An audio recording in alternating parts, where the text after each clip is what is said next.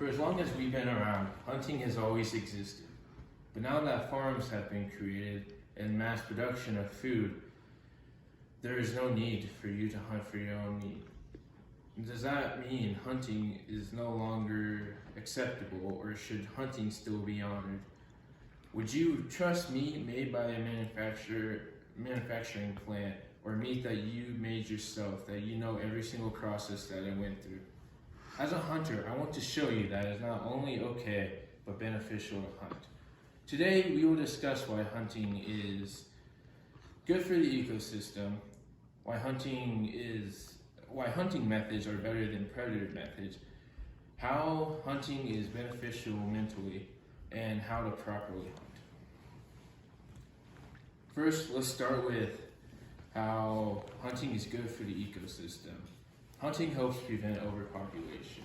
If a population becomes too overpopulated, it will crowd out other species and kill off its own species because there is not enough food to go around.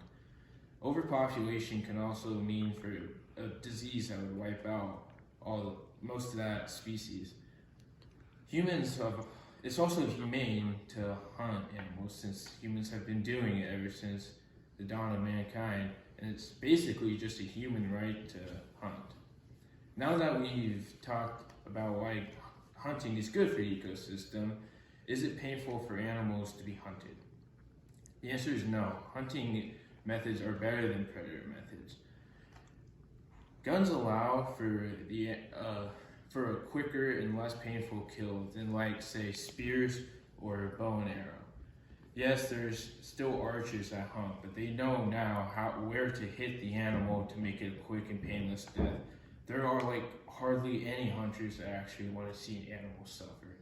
And when you ask yourself if guns are painful, would you rather be torn and eaten alive, or a quick and painless shot to the heart?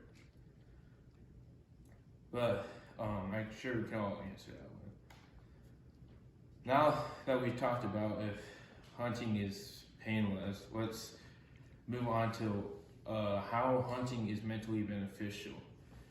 Hunting can allow you to connect with nature. There's been a research that ESPN did that showed that 65 to 75% of hunters use hunting as motivation to allow a psychological connection to nature. Hunters also use hunting as a getaway because it's relaxing and can be stress-free. Hunting has been proven to be one of the most stress-reduced activities there is. Now that we talked about how hunting can be beneficial mentally, let's move on to how to properly hunt. First, you need to know what you're doing. You need to take special ed before you go hunting, because it's required to go hunting, but you need to actually pay attention. You need to buy the proper permits and the proper licenses, so you make sure you don't pass and you make sure you shoot the right animal. You also need to know all the hunting rules, like not to shoot at a sky-ranged animal or shoot into water, just so you can keep everyone safe and make sure nothing happens. Lastly, you need to know how to treat an animal with respect. I encourage hunting, but if you do hunting just for the sake of hurting the animal, then you don't deserve to hunt. Hunting should be treating the animal with respect, but using it to help yourself and appreciate nature. In conclusion, today I hope that I showed you that hunting is good and beneficial. We discussed that hunting is no longer a necessity, but it is still important.